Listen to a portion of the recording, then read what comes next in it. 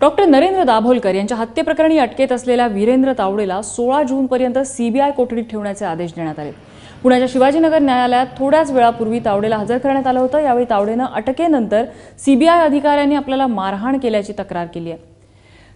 20 August 2013ला सकाळी 7 वाजता doctor Dabholkar यांची पुण्याच्या ओंकारेश्वर पुलावर गोळ्या झाडून हत्या करण्यात आली होती। त्यानंतर काल पहिल्यांदा पोलिसांनी या प्रकरणी आरोपीला अटक केली आहे। डॉक्टर वीरेंद्र तावडे हा सनातन संस्थेचा साधक आहे। गेल्याच आठवड्यात सीबीआयनं त्याच्या पनवेलमधल्या घरी देखील धाड टाकलेली होती। तसंच त्याला चौकशीसाठी हजर राहण्यासही बजावलं होतं। काल पोलिसांनी वीरेंद्र तावडेला नवी मुंबईतून अटक केली।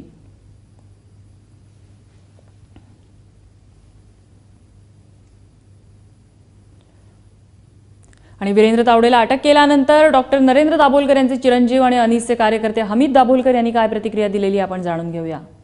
वीरेंद्र तावडेला काही वेळापूर्वी पुण्याच्या शिवाजीनगर न्यायालयामध्ये हजर करण्यात आलं। त्याला हजर केल्यानंतर सीबीआयच्या वकिलांनी जी माहिती न्यायालयासमोर ठेवली ती अशी ठेवली की वीरेंद्र तावडे आणि सनातनचा जो साधक 2009 पासून फरार आहे त्या सारंग अकोलकरमध्ये संपर्क होता, एकमेकांमध्ये ईमेलच्या माध्यमातून संपर्क होता। हा एक मुद्दा सीबीआयने ठेवलेला आहे। दुसरा मुद्दा, डॉक्टर नरेंद्र दाभोलकरांचे मारेकरी एका काळ्या रंगाच्या हिरो होंडा मोटरसायकलवरून आले होते आणि तशाच प्रकारची मोटरसायकल वीरेंद्र तावडेकडे मिळालेली आहे। हा एक मुद्दा सीबीआयच्या वकिलांनी ठेवला।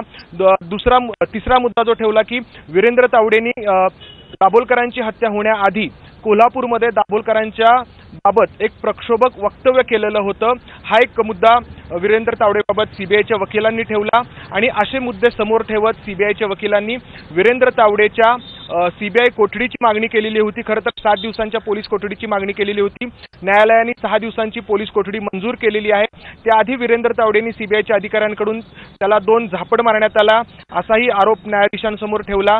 त्याची पुढे काही शहानिशा होईल ती होईल, परंतु ही अतिशय महत्त्वाची डेव्हलपमेंट आहे। अतिशय महत्त्वाचा या सगळ्या दाभोलकर हत्या प्रकरणामधला एक घटनाक्रम आहे, कारण 2.5 ते पावणे 3 वर्ष डॉक्टर नरेंद्र दाभोलकरांच्या हत्येला होऊनही यामधले मारेकरी भेटत नव्हते। आपल्यासोबत हमीद दाभोलकर आहेत। तुम्ही शांततेच्या मार्गाने तुमचा निषेध सुरू ठेवलेला होता।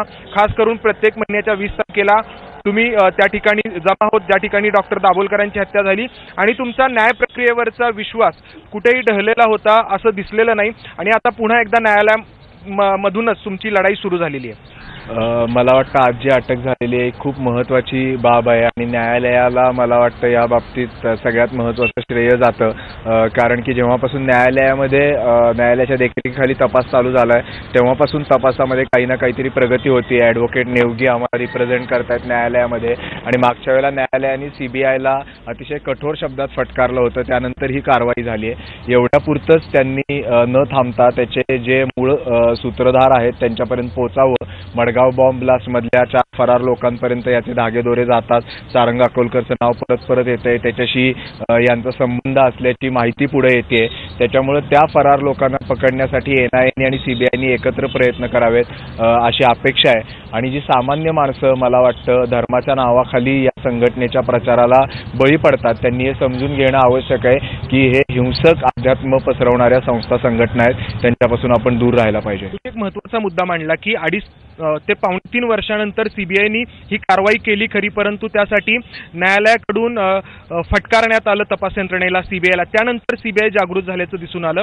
त्यामुळे पुढच्या सीबीआयच्या तपासाबाबत तुम्हाला कितपत आशा आहे? कारण पानसरे हत्या प्रकरणामध्ये आपण पाहिलं की समीर गायकवाडला अटक केली खरी, परंतु त्या प्रकरणात तपासात फारशी प्रगती दिसली नाही। इथंही सीबीआयने ही अटक केली आहे तावडेला, परंतु ती न्यायालयाच्या फटकाऱ्यानंतर केलेली आहे। स्वतः सीबीआय काय करेल याबाबत तुम्हाला कितपत आशा आहे? मला वाटतं 2 प्रमुख फरक त्या आणि या अटकेमधले आपण समजून घ्यायला पाहिजे की समीर गायकवाड हा एक खालच्या कटामध्ये शेवटच्या कडीवरती असलेला व्यक्ती असण्याची शंका आहे आणि तावडे हे या कटाच्या सेंट्रल पोझिशनला असलेली व्यक्ती आहे आणि सीबीआय अतिशय नियोजनबद्ध कुठलीही गडबड न करता हे करतंय आणि दर महिन्याला कोर्ट त्यांना मॉनिटर करणार आहे। त्यामुळे अपेक्षा तर निश्चित आहे आणि केवळ अपेक्षा नाही तर त्यांची जबाबदारी देखील आहे, कारण हा काही प्रश्न केवळ दाभोलकर कुटुंबियांचा नाही, लोकशाहीवरती प्रेम करणाऱ्या प्रत्येक नागरिकासाठी हे महत्त्वाचं आहे। आणि प्रश्न विचारण्याची संस्कृती जर या देशात टिकवायची असेल तर मला वाटतं की अशा स्वरूपाच्या प्रवृत्तींना समूळ नष्ट करणं हे अत्यंत आवश्यक आहे। एका बाजूला सनातनच्या साधकांना अटक होते, सनातनच्या साधकांवरतीच वारंवार संशयाची सुई फिरते, परंतु जे सत्ताधारी भाजपमधले अनेक नेते आमदार सनातनच्या व्यासपीठावरती दिसतात, सनातनचे काही साधक किंवा कार्यकर्ते भाजपच्या व्यासपीठावरती दिसतात. तर यामधून काही वेगळा संदेश जातो असं वाटतं तुम्हाला? निश्चित वेगळा संदेश जातो आणि हे आम्ही मुख्यमंत्र्यांच्या अनेकदा निदर्शनास आणून दिलेलं आहे आणि त्यांनी आम्हाला असं आश्वासन दिलेलं आहे की भाजपचा या सनातन संस्था आणि हिंदू जनजागरण समितीला अजिबात पाठिंबा नाही. आज त्यांचे प्रवक्ते देखील जाहीररित्या हे म्हटलेले आहेत. असं असलं तरी ग्राउंडवरती हिंदुत्वाच्या नावावरती त्यांचे ज्यावेळेला कार्यकर्ते एकत्र दिसतात तेव्हा मनामध्ये शंका निर्माण होते. आज जे सीबीआय आणि SITनं केलेल्या कारवाया आहेत त्या निश्चित स्वागतार्ह आहेत, पण तरी देखील ग्राउंडवरती अशा स्वरूपाचा पाठिंबा या स्वरूपाच्या हिंसक संघटनांना संस्थांना भाजप आणि राष्ट्रीय स्वयंसेवक संघांनी देता कामा नये अशी कुठल्याही सामान्य नागरिकाची अपेक्षा असणं रास्त आहे. सीबीआयच्या अधिकाऱ्यांनी तुम्हाला नक्की काय माहिती दिली आहे कालपासून, जेव्हापासून तावडेला अटक झाली आहे? नक्की कशा प्रकारचा त्याचा सहभाग डॉक्टरांच्या हत्येमध्ये असल्याचं सीबीआयला आतापर्यंत समजलंय? काही ईमेल्स त्याच्यामध्ये आणि सारंग अकोलकरमध्ये एक्सचेंज झालेल्या या कटाच्या निमित्तानं ज्याच्याविषयीची माहिती सीबीआयला मिळालेली आहे असं त्यांनी आम्हाला सांगितलेलं आहे. या गंभीर स्वरूपाच्या कटाच्या नियोजनासंदर्भातले ईमेल्स आहेत आणि या पलीकडे डॉक्टरांच्या खुनामध्ये वापरलेली बाईक आणि त्याच्याकडे सापडलेल्या बाईकमध्ये देखील काही साधर्म्य आहे आणि एकूणात मोटिव्ह जो या खुनाच्या बाबतीत त्यांच्या विचाराच्या द्वेषाचा आहे ते सगळं ध्यानात घेता त्याची अटक झालेली आहे आणि अपेक्षा आहे की एवढ्यावर न ते थांबता पुढे जाईल. धन्यवाद. तर हे होते हमीद दाभोलकर. 3 मुद्दे सीबीआयच्या वकिलांनी मांडले. चौथा एक महत्त्वाचा मुद्दा होता की डॉक्टर नरेंद्र दाभोलकर, कॉम्रेड गोविंद पानसरे आणि MM कलबुर्गी यांच्या हत्येमध्ये साधर्म्य आहे आणि इतर ज्या 2 हत्या झालेल्या आहेत त्याबाबतचाही तपास वीरेंद्र तावडेकडून करायचा आहे असंही सीबीआयने सांगितलेलं आहे. आणि या सगळ्या पार्श्वभूमीवरती न्यायालयाने वीरेंद्र तावडेला 16 जूनपर्यंत सीबीआय कोठडी सुनावली आहे. आणि तब्बल 2.5 वर्षानंतर डॉक्टर दाभोलकर प्रकरणी पहिली अटक झाल्यानंतर दाभोलकर कुटुंबियांनी समाधान व्यक्त केले. मुक्ता दाभोलकर यांची काय प्रतिक्रिया आली आपण जाणून घेऊया. ज्यांना अटक करण्यात आलेली आहे त्या संस्थेच्याच साधकाला आपल्याला माहिती आहे की कॉम्रेड पानसरे यांच्या खुनाच्या तपासासंदर्भात समीर गायकवाडला अटक करण्यात आली आहे. त्यामुळे इतक्या वेगवेगळ्या तपास यंत्रणा या एकाच संस्थेच्या साधकांना का अटक करत आहे हा महत्वाचा प्रश्न आहे. आणि यापुढील काळामध्ये मला असं वाटतं की सीबीआयने या संपूर्ण कटाच्या मुळापर्यंत जाण्याचा प्रयत्न करणं गरजेचं आहे.